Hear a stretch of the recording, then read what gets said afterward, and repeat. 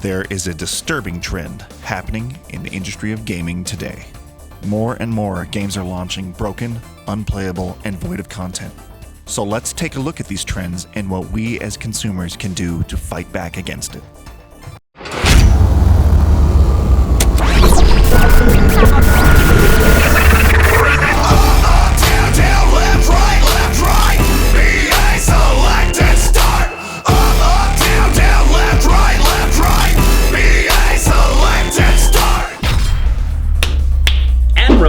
TJ Combo.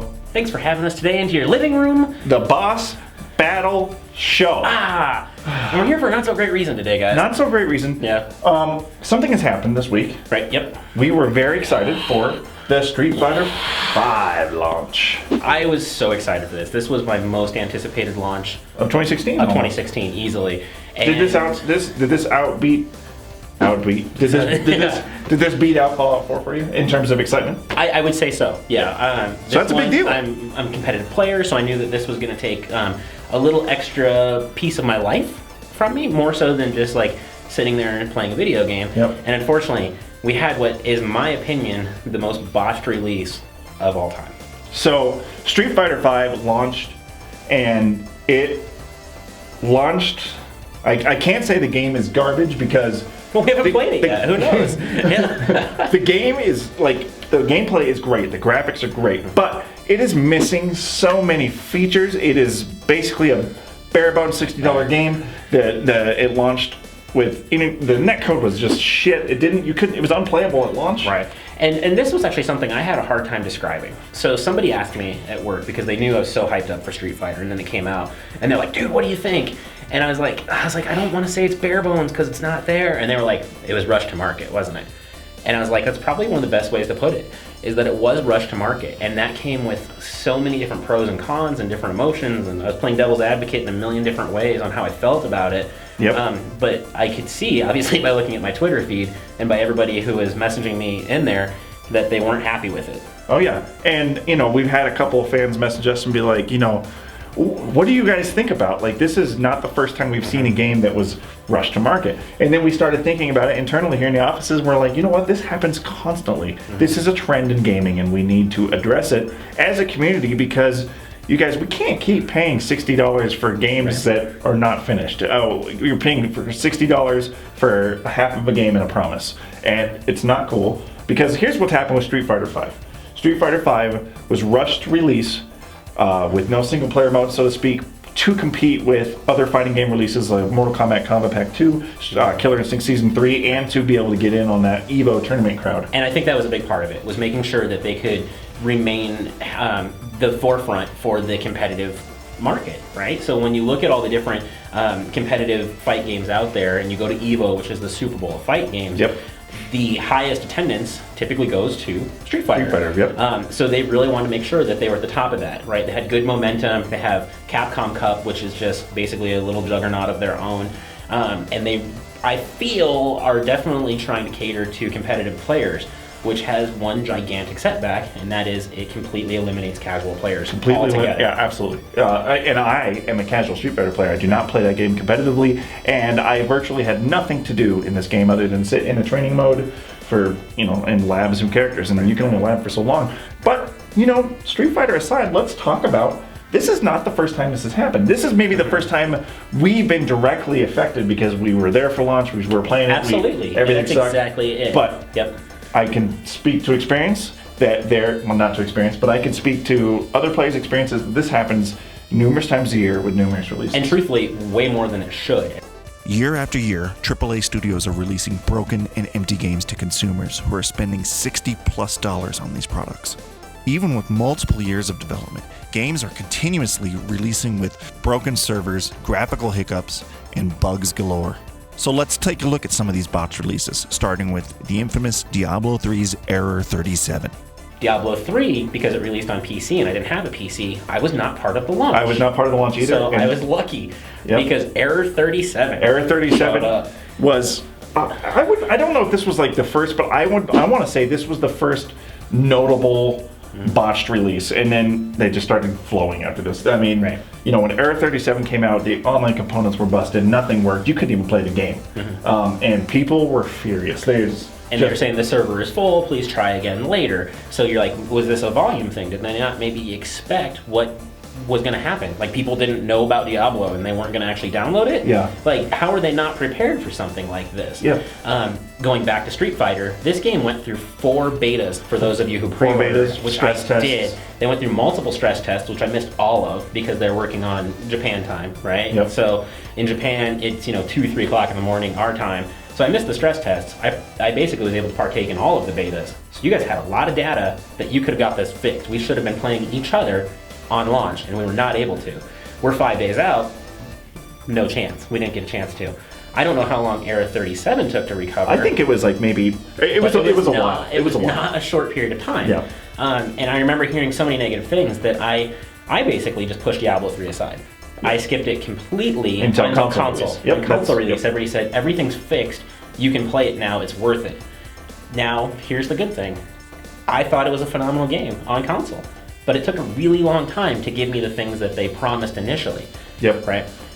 And this is happening more and more and more and more with huge releases. If we look at the Halo Master Chief Collection, when that launched, that was a big game. That was 4 of the biggest games of all time in one collection. Everyone was really excited. All the multiplayer modes were there, and nothing worked at launch. The game was broken at launch.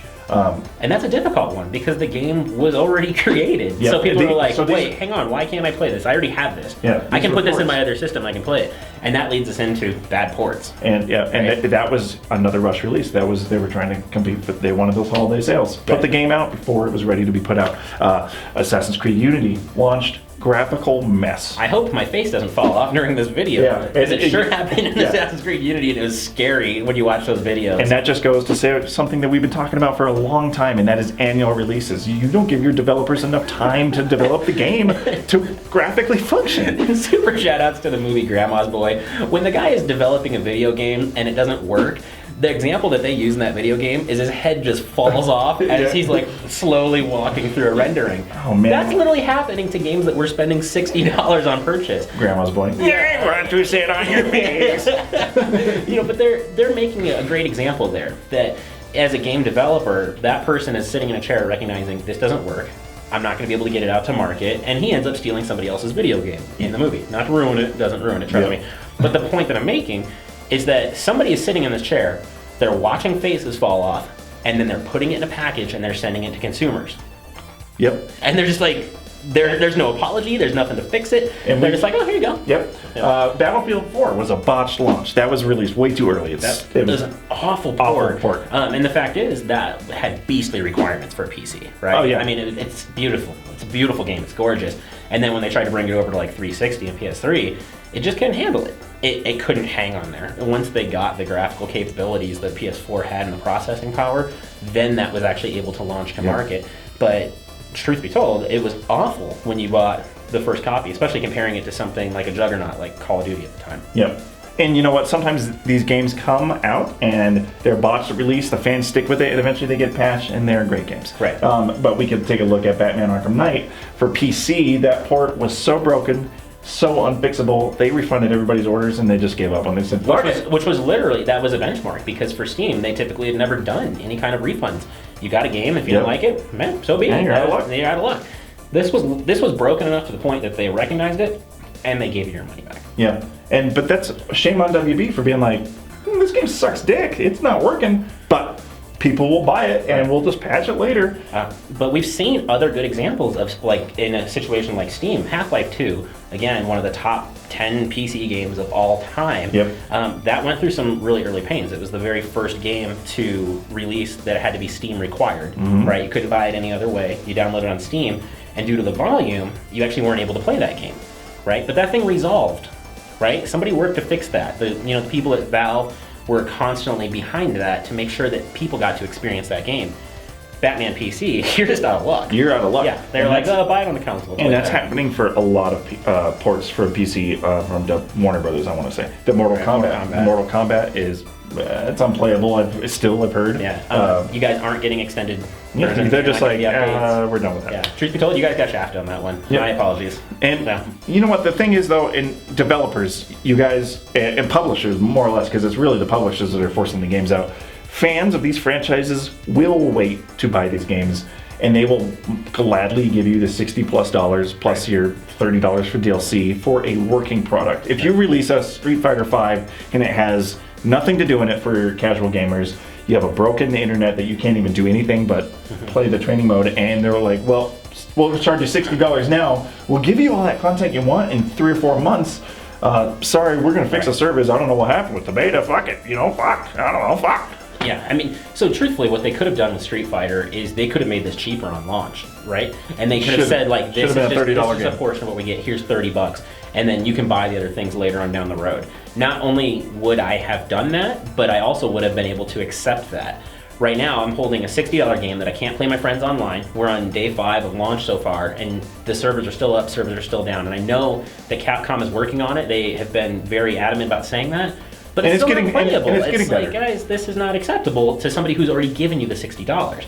And something that you should probably remember is that, especially in games where we're talking about fighting games, it's a very niche market, right? Very small core group of gamers. Yep. I can't get a single friend to buy this. There'd be no chance that I could convince somebody to join in on this and increase that, right? And we brought this up, in a certain, discussion settings where we're like, oh, this sucks. And people are like, yeah, but that's how games are now. They just release like that. And it's like, you accept why? Why are you accepting that? We have to stop giving them money for broken and empty releases and promises. We're buying promises, and we can't do that anymore. And the only reason we're going to fix these problems is if we vote with our wallets. Everyone says it, but no one practices it. We've spent $400 and $500 on these systems, and we spend $60 at a time. These are $1,000 investments. Sometimes that money is going wasted when you got games like Street Fighter V that don't work, Batman that doesn't work, Half-Life 2 that doesn't work, Diablo 3 that doesn't work. That's bullshit. Yeah, and I have to believe that Street Fighter falls under the Half-Life and Diablo and gets fixed. It'll get fixed. Don't Batman PC me. Don't Batman PC me. it'll get fixed. Yeah, I can't have Ken's face falling off like Assassin's Creed. Just banana hair just sitting on an Banana hair and Ken, yeah. I'm like, ah! It'll get fixed. It'll be a great game, but I wanted it to be a great game now, and I paid for a great game now. I don't want to pay $60 for the shit that you're going to give me in 6 months. Like, give me that fucking... I would have waited 6 months for Street Fighter V. People have been waiting since 2009 for Street Fighter V, That's true. We would have waited an extra 6 months for a completed game. But, that's fine. What do you guys think? Take to the Twitters. What was your experiences with broken launches? We'd love to chat about it. Our Twitters? Yeah. Keep us in there. Talks about it. What do you think? Yeah. What's been your experience with the broken launch? And a subscribe button. Subscribe. Because we don't release broken games. So, Nope. You can subscribe to us. We never release like a half a video and tell you the rest of the video is coming next month. Yeah. Give us $60. We could. Does that work? Yeah. $60 for a quarter of a video? You guys do that? Business model.